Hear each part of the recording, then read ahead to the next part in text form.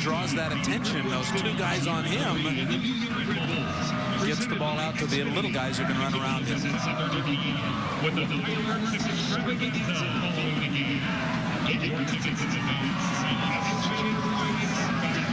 Convey on the overlap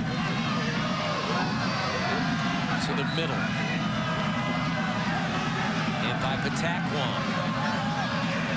Convey creates space, splits defenders.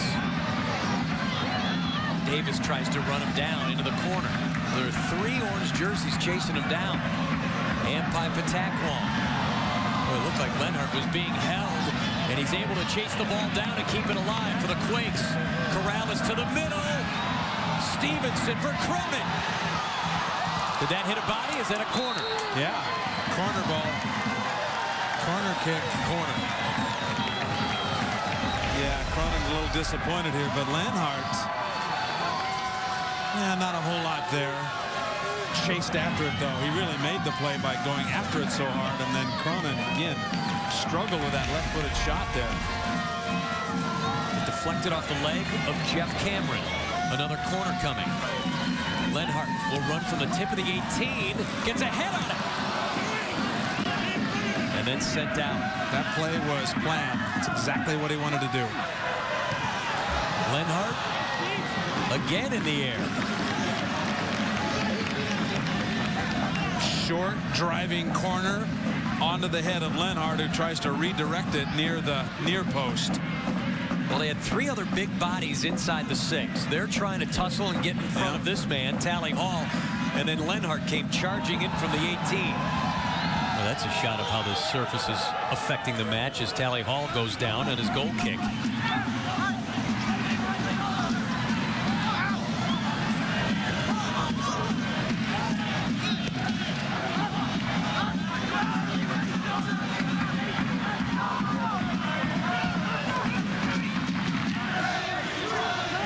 Chabala for Cruz. Davis slides one ahead. And it will be a throw-in as Burling able to slide back. Boy, Bruin right there. Bobby Burling keeps Bruin out of there. Hernandez helping out as well. And they got a lucky bounce out of it, too, and it's a throw-in and not a corner. Dangerous ball bouncing around. And now a chance. Boswell stepping up. And Cronin able to steer it towards the midfield. Cameron. And here's where he was dangerous in the first half. He does the same thing as he tries to charge ahead. Houston doesn't take advantage of it. Nice look there in that passing lane by Beitashour. Be patient now. Get a build up here. And by Patakwong and Cronin. Hernandez around for Convey.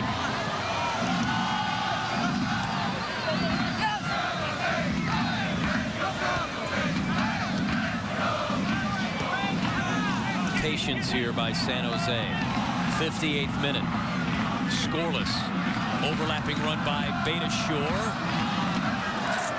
And then sent out by Chabala.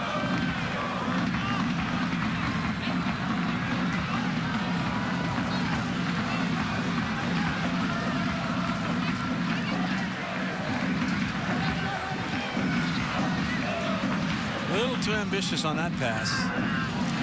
Cruz doesn't see Corrales coming from behind, and Ramiro knocks it away, and now it's Convey on the run. Tries to get around Clark, and Davis is taken down. Whoa, better get your card out on that one, I believe. Well, Mr. Bruce. And he comes over, and there it is. Mike Chabala gets carded. He got beat all the way across the field by Convey. Cruz and Clark is chasing him. Davis from behind. And then Chabala makes sure that Convey, who I think had a chance to get that ball to himself down the line, and Chabala takes the yellow card medicine. Well, 6 of the last 10 goals against Houston have been in dead ball situations. A ball sent to the 6, steered away. Kari Stevenson there. Just missing the far post.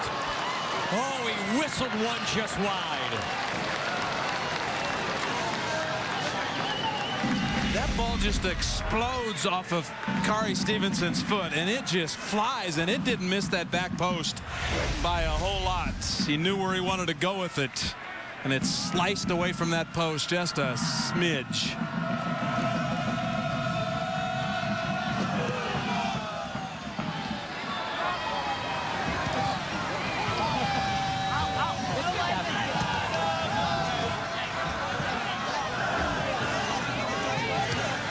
Good job by Stevenson. Nick Boswell just knocked that into the stands.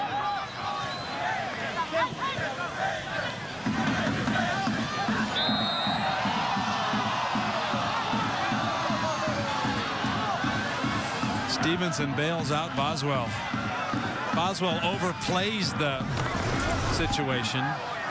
Well, what a busy week in MLS. The news and notes, a couple of coaches are showing the door, and then in Houston, Koke asks for a release, saying he'd like to be back closer to his family. So Frank Lopez takes over, and they tie tonight. Tom Sohn takes over in Vancouver, and they lose to Real Salt Lake 2-0. The two teams that played draws with San Jose at home this year.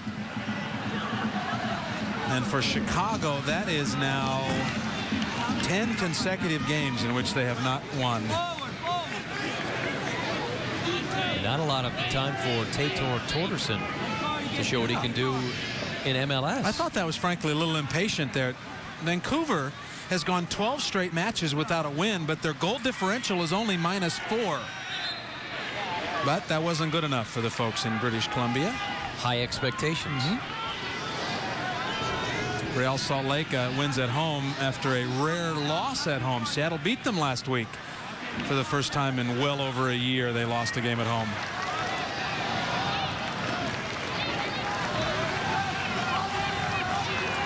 So the Quakes with a throw. Stevenson for Ampai Patakwong. Ring to the middle. Palmer sends it out. Boy, Burling, he's not afraid of contact, huh? You know, guy comes up and undercuts him. You know, it can hurt somebody doing that. Weaver did that to Burling right there. And then Hernandez steps in front of Bruin and sends it across the touchline.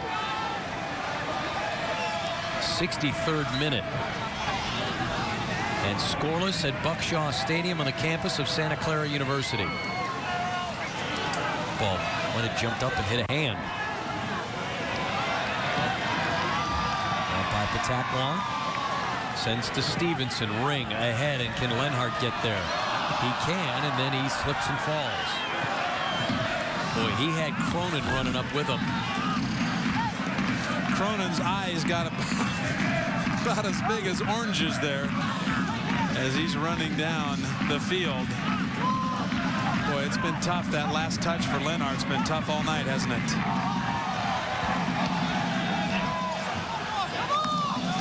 Poor communication. Cruz a little frustrated.